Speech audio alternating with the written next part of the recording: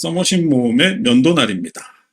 작가 서머신 모험은 1874년에 태어났습니다. 프루스트보다 3년 늦게 태어났습니다. 근데 되게 오래 살았어요. 1965년에 사망하셨으니까 91세까지 사신 거겠죠? 시기가 좀 겹쳐서 그런지 서머신 모험의 책을 읽다 보면 이 작가가 좋아했던 작품들이 좀 투명하게 드러나는 편인데, 특히 마르셀 프루스트의 잃어버린 시간을 찾아서의 영향을 매우 많이 받았다는 걸 대부분의 작품을 통해서 느낄 수 있는 작가죠. 이 작품 면도날에서도 마르쉘이나 오데트 같은 반가운 이름들을 자주 만날 수 있고, 특히 주요 등장인물 중 한 명인 엘리엇이 사망할 때 그가 걸린 병이 요독증이었죠. 잃어버린 시간을 찾아서에서 마르쉘의 할머니의 병도 요독증이었죠. 이런 식으로 좀 뭔가 프루스트의 향기를 진하게 느낄 수 있는 대표적인 작가가 아닌가 싶습니다. 자, 그럼 면도날에 대한 이야기를 시작해 보겠습니다. 면도날 같은 경우는 제가 어릴 때는 안 봤었습니다. 제가 개인적으로 서머신 모험을 별로 좋아하지 않았어가지고. 그런데 피터캣을 할 때 대학생 손님들하고 얘기를 나누다 보면 대학생들이 유난히 좋아해가지고 저도 뒤늦게 왜 저렇게 좋아하지? 관심이 생겨가지고 뒤늦게 관심을 갖게 된 작품입니다. 그렇게 해서 모임도 있고 뭐 이러다 보니까 몇 번 읽어보고 나니까 왜 젊은 친구들이 이 소설에 그토록 끌리는지 이유를 알 것 같았습니다. 물론 이 소설의 메시지가 젊은 친구들에게만 해당된다는 법은 없겠죠. 나이가 얼마가 되었건 사람들은 누구나 어느 정도는 혹시 지금 이 길 말고 다른 길은 없을까 생각을 하게 마련인데, 가끔씩 우리도 이런 생각을 하죠. 이런 걸 해보면 어떨까? 저런 걸 해보면 어떨까 생각해보게 되는데, 사실 대부분은 생각뿐이죠. 그러니까 과감하게 지르기에는 뭔가 찜찜한데, 질렀다가 왠지 얻는 것보다 잃는 게 더 많을 것 같고, 그리고 또 이미 자리 잡은 일상을 포기하는 게 귀찮기도 하고, 또 두렵기도 하고, 그래서 결국은 이제 움직이지 못하게 되죠. 대부분의 경우. 그래서 그런 면에서 아마도 이 소설은 평소 그런 생각을 갖고 살아가는 사람들에게 가장 탁월한 선택이 될지도 모르겠다는 생각이 들었습니다. 왜냐하면 이 소설은 남들과 다른 길을 간다고 해서 뭐 대단한 뭔가를 얻는 것은 아니지만, 반대로 남들이 가는 길을 충실히 따라가는 것 또한 별다를 것은 없다는 중요한 진실을 예리하게 짚어주고 있기 때문입니다. 남들과 다른 길을 가거나 아니면 남들이 가는 길을 충실히 따라가거나 사실은 둘 다 그다지 별거는 없다. 뭐 이런 이야기를 짚어주는 책인 거죠. 그러니까 결국 우리는 그렇게 생각하잖아요. 어느 한쪽을 선택하지 않으면 죽을지도 모른다. 뭐 이런 두려움을 갖게 되는데, 그게 아니라 이 길이든 저 길이든 그저 선택일 뿐이다. 그리고 그 선택의 결과는 그다지 다르지 않다는 것. 이것이 이 작품 면도날의 핵심 메시지입니다. 그런 걸 생각하면서 보면 훨씬 더 많은 것을 보면서 생각할 수 있겠죠. 그러니까 처음 볼 때는 남들과 다른 길을 선택한 사람의 어떤 특별한 삶에 대해서 이야기하는 것 같지만, 사실 여러 번 반복해서 보다 보면 그것 또한 하나의 선택에 불과한 거구나 라는 생각을 하게 된다는 거죠. 자, 이제 소설 얘기를 시작해 보겠습니다. 한마디로 이 소설은 남들과는 다른 길을 찾기로 결심한 한 젊은이에 관한 이야기입니다. 자, 주어진 길을 성실하게 따라가는 사람들과 그렇지 않은 사람들의 모습을 나란히 보여주면서 독자로 하여금 끊임없이 생각하게 해주죠. 물론 정답 같은 건 없습니다. 판단은 그들의 모습을 보면서 판단을 내리는 것은 오로지 여러분의 몫인 거죠. 자, 남들과는 다른 길을 걷기로 결심한 주인공의 이름은 레리입니다. 레리는 평소 자신의 의견을 분명하게 밝히기보다는 다른 사람들의 말을 잘 들어주는 스타일이었는데, 1차 세계대전이 발발했을 무렵 나이를 조금 올려가지고 군대에 입대해서 전투기 조종사로 복무하고 돌아온 이후 사람이 약간 달라졌습니다. 그 이유는 부대에서 가장 친했던 친구가 자신의 목숨을 구하고 대신 목숨을 잃은 것 때문이었습니다. 레리는 죽은 친구의 모습을 보면서 죽은 사람은 정말 죽은 사람 같았다라고 말하고 있습니다. 이 말의 의미는 아마도 레리는 그 순간 죽은 친구의 모습을 통해서 슬픔을 넘어서 삶 저편에 있는 어떤 공허를 목격한 것 같습니다. 결국 죽고 났을 때 그 허무함, 인간의 생명이 끊어졌을 때 그 껍데기만 남은 그 인간의 흔적의 어떤 허무함, 공허 이런 것들을 발견한 것 같습니다. 보통 그런 경험을 하고 나면 모든 것이 무의미해지게 마련이겠죠. 자, 위대한 개츠비에서도 느낄 수 있지만 1차 세계대전이 끝난 후에 미국은 초호황의 시기를 맞았습니다. 돈이 넘쳐났고 주가는 천정부지로 치솟았습니다. 당연히 당시 미국 젊은이들은 증권회사에 취직하기 위해서 대도시로 몰려들고 있었습니다. 당시 레리의 친구들도 마찬가지였습니다. 레리에게는 그레이라는 이름의 몹시 친한 친구가 있었는데 이 그레이의 아버지가 유능한 증권 중개인이었기 때문에 당연히 그레이도 그 길을 걷기 시작했고 또 친한 친구인 레리에게도 함께 일하자고 제안했습니다. 결국 이런 거죠. 그레이의 아버지에게 일을 제대로 배우고 나서 자기만의 세상을 구축하는 거죠. 자, 이거는 당시 1920년대 미국 젊은이들 뿐만 아니라 지금 우리 젊은이들에게도 꿈 같은 일인 거죠. 네. 일을 제대로 배우고 자기 사업을 한다. 그런데 여기서 얘기가 약간 복잡해지는데 레리에게는 어린 시절부터 사귀어온 이사벨이라는 이름의 약혼녀가 있었습니다. 이 이사벨은 레리를 몹시 사랑했지만 전쟁에서 돌아온 후에 하는 일 없이 빈둥거리기만 하는 레리가 당연히 걱정스러웠겠죠. 이 이사벨에게 있어 훌륭한 남편이란 직장에서 열심히 일을 하고 돈을 아주 많이 벌어서 가족들이 안락한 생활을 할 수 있게 하는 남자를 의미했습니다. 뭐 당연한 얘기죠. 그런데다가 여기서 한 가지 더 고려할 점은 레리의 친구인 그레이 또한 이사벨을 오랫동안 짝사랑하고 있었다는 것입니다. 그레이도 이사벨을 짝사랑했지만 이사벨이 자신의 가장 친한 친구인 레리와 사귀고 있었기 때문에 표현은 하지 못했지만 그래도 그레이도 이사벨을 오랫동안 짝사랑하고 있었다는 거죠.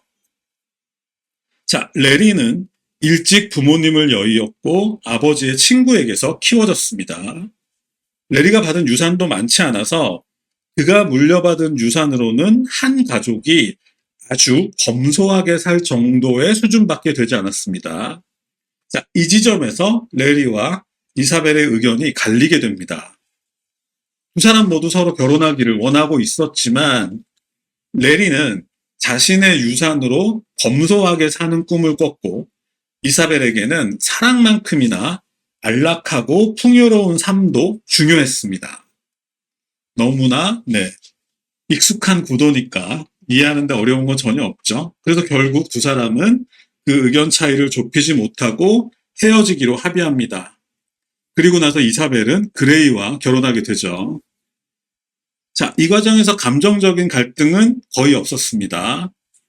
그레이를 포함한 레리, 이사벨 이 세 사람은 그들이 결혼한 후에도 계속해서 여전히 친한 친구 사이로 남게 됩니다. 자, 그럼 지금부터는 이사벨과 헤어진 이후 레리의 삶을 한번 살펴보겠습니다. 레리는 미국을 떠나서 파리에서 지극히 소박한 생활을 하기도 하고 또 탄광에서 일하기도 합니다. 독일에서 떠돌이 생활을 하기도 하고 또 수도원에도 들어갔었는데 자신이 원하는 답을 종교가 줄 수 없음을 깨닫고 다시 나오기도 합니다. 그 후 전 세계 여기저기를 정처 없이 돌아다녔고 그 중에서도 인도에서는 5년이나 머물기도 했습니다. 당연히 인도 생활이 가장 중요할 텐데 레리의 인도 생활을 묘사하는 장면에서 작가는 서구의 모든 작가들이 저지르는 실수를 반복합니다. 우리가 흔히 오리엔탈리즘이라고 부르는 거죠. 그러니까 동양의 정신적인 면에 주목하기보다는 뭐 예를 들어서 뭐 요가 수행자들의 기묘한 자세라든지 아니면 그들이 행하는 기적 같은 것에 집중하는 것이죠. 뭐 앉아 있다가 문득 몸이 공중으로 떠올랐다거나 뭐 이런 것들을 유럽 작가들이 흔히 그리긴 하죠.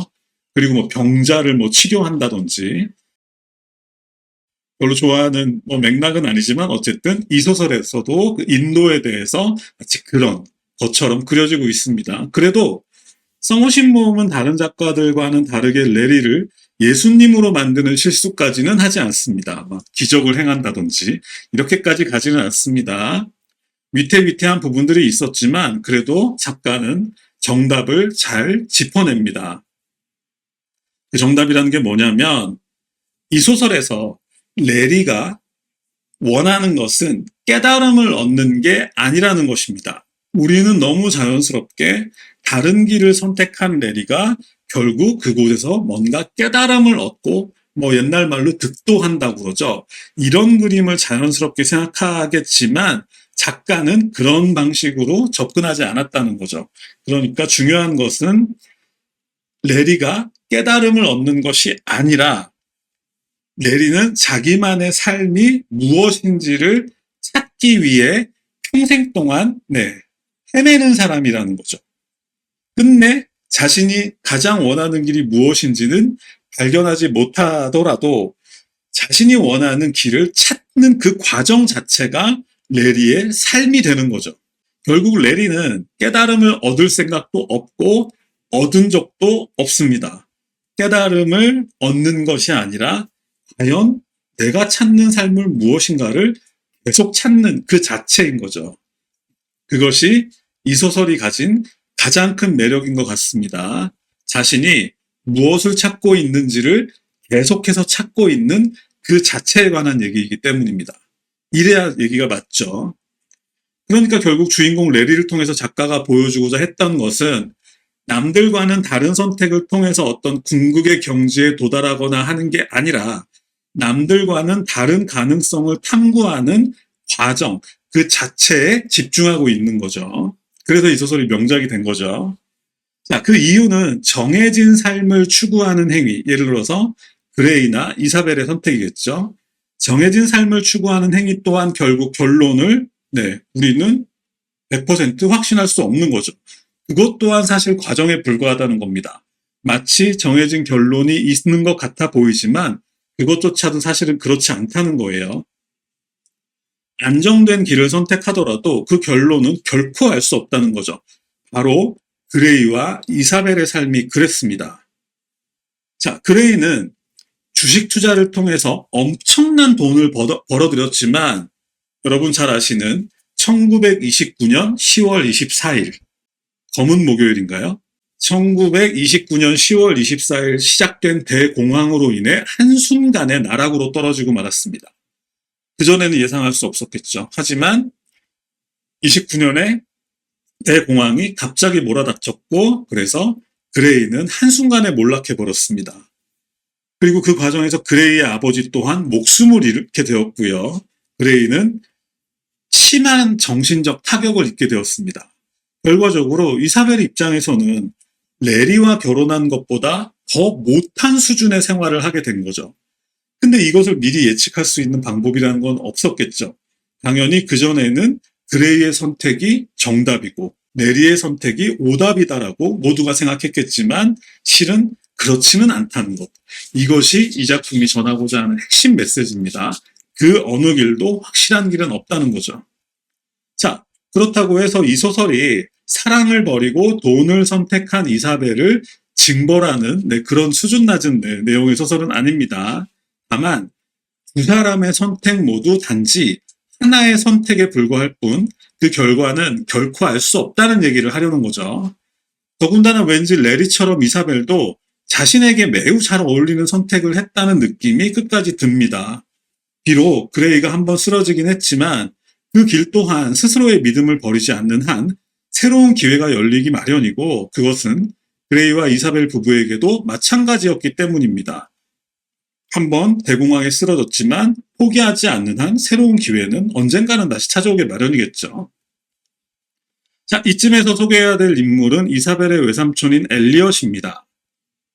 이미 소설을 읽은 분들은 엘리엇이 왜 이제서야 등장하는지 이유를 궁금해 하실 텐데, 개인적인 생각이지만 사실 제 생각에 엘리엇은 그가 차지하는 분량에 비해서 그다지 중요한 인물은 아닌 것 같습니다. 어쨌든 이 엘리엇은 미국 출신으로 유럽에 건너가서 미술품 거래상을 하면서 돈을 모으다가 아주 큰 부자가 된 인물입니다. 사실 속물이라는 표현은 이사벨보다는 이 엘리엇에게 더 잘 어울리는 것 같은데, 한마디로 정의하자면 유럽 귀족 사교계의 주인공이 되기를 꿈꾸는 미국 출신의 상인, 이 정도의 캐릭터인 것 같습니다.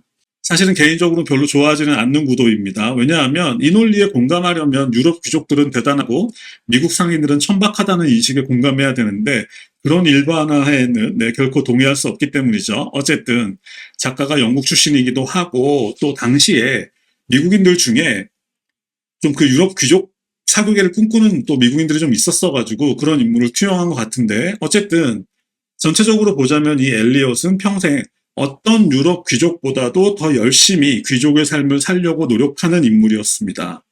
자, 그 결과는 보기에 따라서 해피엔딩일 수도 있고 새드엔딩일 수도 있는데, 그건 조금 이따가 살펴보도록 하겠습니다. 어쨌든 이 엘리엇은 유럽에서 큰 돈을 번 이사벨의 외삼촌이다. 자, 이제 정리를 해보겠습니다. 그레이하고 이사벨은 결국 엘리엇이 남긴 막대한 유산으로 재기를 꿈꿀 수 있게 되었습니다. 작가는 그레이가 워낙 성실한 청년이었기 때문에 충분히 잃어버린 걸 만회하고 더 큰 부자가 될 수 있을 거라고 예상하고 있습니다. 결국 그러면 이사벨 또한 그레이와 함께 우아한 상류층의 삶을 살 수 있게 되는 거죠. 엘리엇의 경우는 유럽 귀족들에게 마지막에 배신감을 맛보게 됩니다. 엘리엇이 그들에게 환영받고 친구가 되기 위해서 정말 투자를 많이 했는데 마지막엔 좀 버려지는 거죠.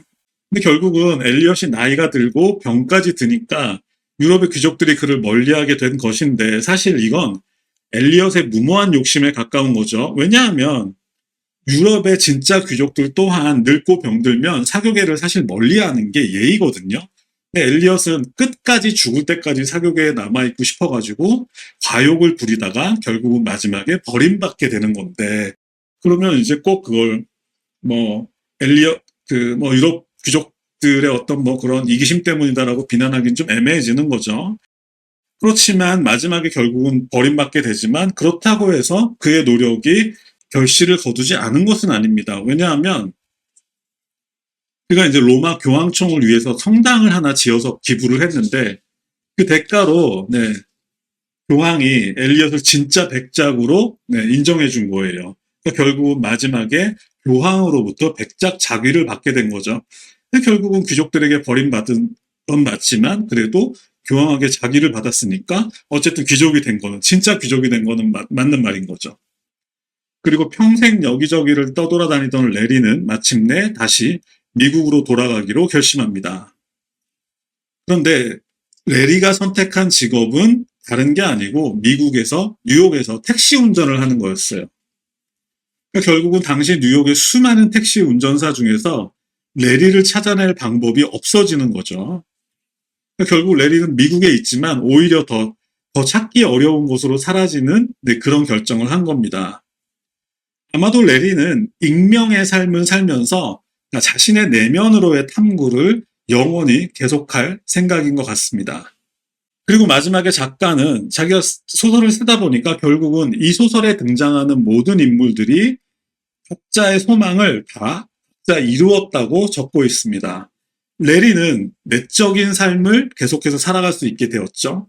아까도 말씀드렸지만 레리가 원했던 것은 깨달음이 아니라 자신의 내면으로의 탐구를 영원히 계속하는 것이었기 때문에 그것을 계속할 수 있게 되었으니 레리의 소망은 충족되었고, 그리고 이사벨과 그레이는 성공한 미국인이 되었으니 그들의 소망도 이루어졌고, 엘리엇 역시 백작의 의상을 입고 관에 누울 수 있게 되었으니까 또 귀족이 되고자 했던 평생의 꿈이 이루어진 거죠.